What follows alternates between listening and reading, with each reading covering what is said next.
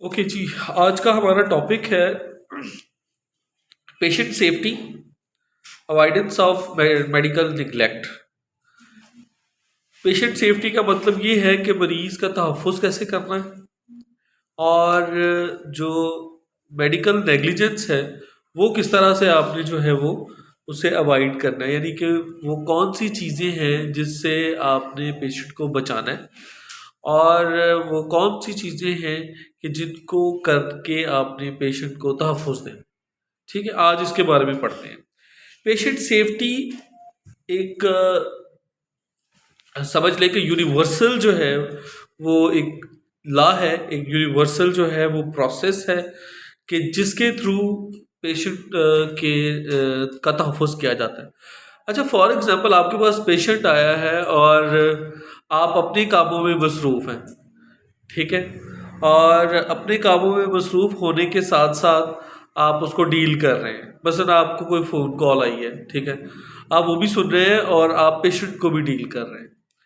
तो क्या होगा कि इस सारे प्रोसेस में जो पेशेंट सेफ्टी है, वो कहीं न कहीं निग्लेक्ट में बदल जाएगी। यानी कहीं न कहीं वो किस में बदल जाएगी?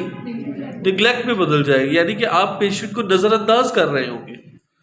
इसी तरह से जो प्रोफेशनल हैं, जितने भी लोग प्रोफेशनल हैं जिन्होंने बाकायदा ट्रेनिंग ली होती है, जिस तरह से आप लोग हैं, तो इनके लिए ये जानना बड़ा ज़रूरी है कि हम किस तरह से अपने पेशेंट को अच्छा जो है वो केयर दे सकते हैं, और किस तरह से हम जो है वो अपनी उस मेडिकल नेग्लिजेंसी से बच सकते हैं जिससे मरीज़ की जान को ख़तरा हो सकता है। अच्छा, इसके लिए एक टर्म यूज होती है, उसको बोलते हैं स्टैंडर्ड मेडिकल प्रोटोकॉल्स। क्या बोलते हैं? Standard medical protocol. अच्छा, प्रोटोकॉल हर उस चीज को कहा जाता है कि जो कानून वज़े कर लिया जाता है एक दफा, यानी कि डिसाइड कर लिया जाता है। जैसे आप क्या करते हैं यहाँ पे शुगर हॉस्पिटल में कि आप पेशेंट आता है तो आप उसको जो है वो प्रोटोकॉल क्या है, वो रिसेप्शन पे जाता है। रिसेप्शन पे जाके तो उसके बाद वो वहाँ से जो है ना वो पर्ची बनवाता है। पर्ची बनवाने के बाद आप उसकी एंट्री करते हैं, ठीक है? उसका कॉन्टैक्ट नंबर, ये वो सारी चीज़ें आप उसकी अंदराज करते हैं, उसको एक एमआर नंबर अलॉट करते हैं, ठीक है? फिर उसके बाद पेशेंट जो है वो यहाँ आ जाता है, बीएमआई काउंटर पे आता है। तो बीएमआई काउंटर वाले क्या क्या करते हैं, जिसका वाइटल साइन चेक करते हैं, बीएमआई चेक करते हैं, फिर डाइटरी काउंटर पे जाता है, फिर वो डाइट समझता है, फिर डॉक्टर के पास आता है, हिस्ट्री देता है, ठीक है? मेडिसिन लगवाता है वार्ड में जाके और चला जाता है। अच्छा, इस सारे प्रोसेस में अगर पेशेंट जो है उसको आप क्वालिटी केयर देना चाहते हैं तो आप इन्वॉल्व रहेंगे तो क्वालिटी केयर देंगे ना, ठीक है? और अगर आप उसको जो है ना वो उस प्रोटोकॉल को आप जो है ना वो चेंज कर दें, यानी कि पहले आप उसको डॉक्टर के पास ले जाएं, फिर आप उसको जो है ना वो मेडिकल स्टोर पे ले जाएं, फिर उसके बाद आप उसको जो है वो वहाँ से वहीं से बीएमआई करवाया, नहीं करवाया तो उसको बाहर ले गए, ये वो चला गया, ठीक है? इससे क्या होता है कि जो प्रोटोकॉल आपका था वो फॉलो नहीं हुआ। इससे क्या नुकसान होगा? इससे नुकसान ये होगा कि आपके पास जो एक पेशेंट प्रोटोकॉल को फॉलो करके आया है, उसकी आपके पास सारी डिटेल होगी, और जिस पेशेंट को इस तरह से आपने बीच-बीच में से कुछ चीज़ें सर्विसेज़ दी हैं, कुछ नहीं दी, तो उससे क्या होगा कि वो प्रॉपर जो है ना आप उसके बारे में कुछ कह नहीं सकते कि वो कल को अगर फॉर एग्ज़ाम्पल वो आता है तो आपके पास उसका रिकॉर्ड ही नहीं होता।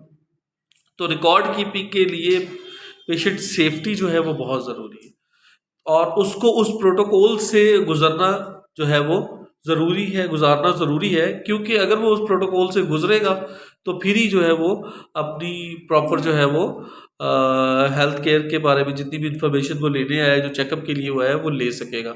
और इससे सबसे बड़ा फ़ायदा क्या होगा कि जो हमारा मेडिकल इथिक्स है, यानी कि जो हम समझते हैं कि पेशेंट निगलेक्ट ना हो, उसकी जान को ख़तरा ना हो, कोई ऐसी हमसे जो है वो ना हो जाए, या पेशेंट की तरफ से कोई ऐसी इग्नोरेंस ना हो जाए, या लेक ऑफ कम्युनिकेशन हो जाए, जिसमें आपने पेशेंट को बताना हो कि जी इस दवाई के बाद आपने गार्गल ज़रूर करने हैं, यानी गरारे ज़रूर करने हैं, ठीक है, तो वो पेशेंट ना करे, तो जब वो नहीं करेगा तो उसकी वजह से जो उसको प्रॉब्लम हो सकती है, ठीक है, या आप उसको कहते हैं कि जी आपने डाइट में ये चीज़ें लेनी है और वो नहीं लेता और नेक्स्ट विजिट पे आके कहता है मुझे तो सही तरह से समझ नहीं आई थी।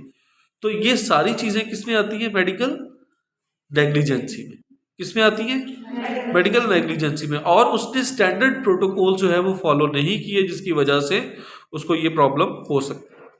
ओके, इसके बारे में फिर ये है कि इसमें कुछ इसके जो है ना वो कुछ फैक्टर्स हैं जिनकी वजह से ये काम हम मिस कर देते हैं।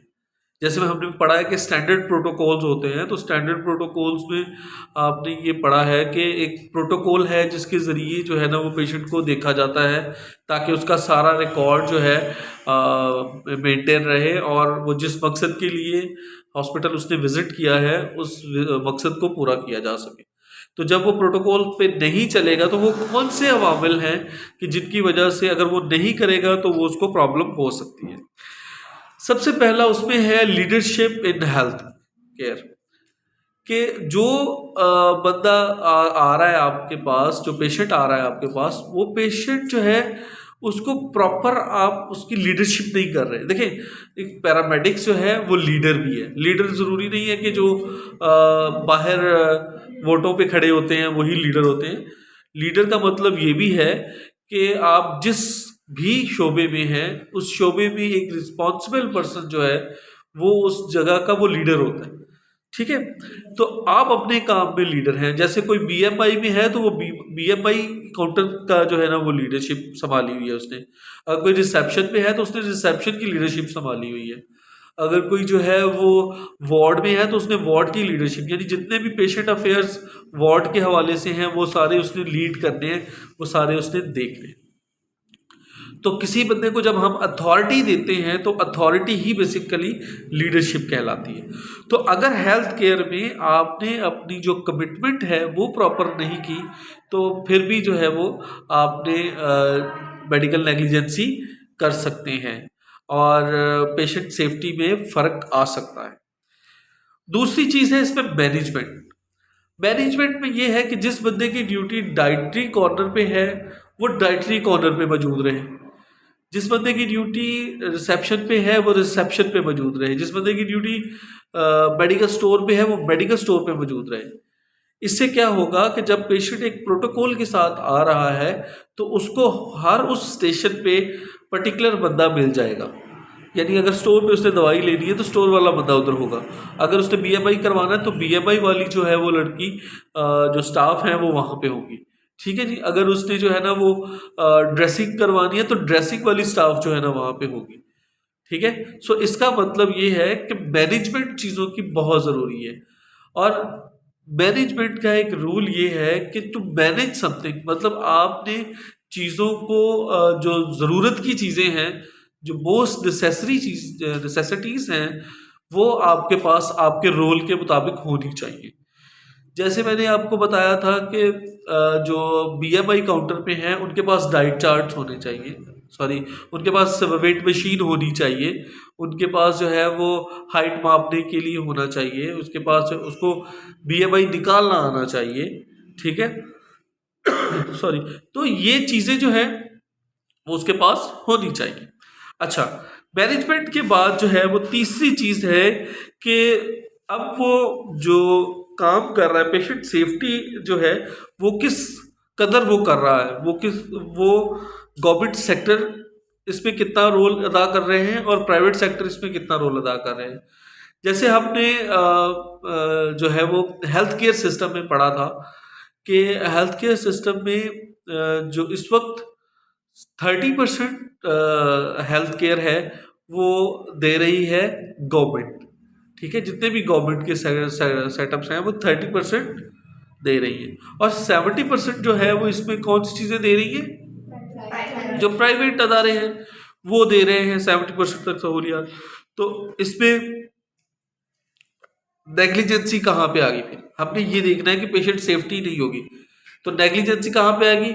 फॉर एग्जाम्पल, एक बंदा मेडिकल स्टोर पे था और वो मेडिकल स्टोर पे नहीं है, गैर हाज़िर है, ठीक है। तो पेशेंट सेफ्टी नहीं हुई, पेशेंट को तकलीफ होगी, उसको प्रॉब्लम होगी। फिर एजुकेशन देने वाला बंदा, जिसने उसको बताना था कि आपने इस दवाई को किस तरह से इस्तेमाल करना है, ठीक है, वो अपने काउंटर पे मौजूद नहीं है, तो फिर भी जो है वो प्रॉब्लम होगी।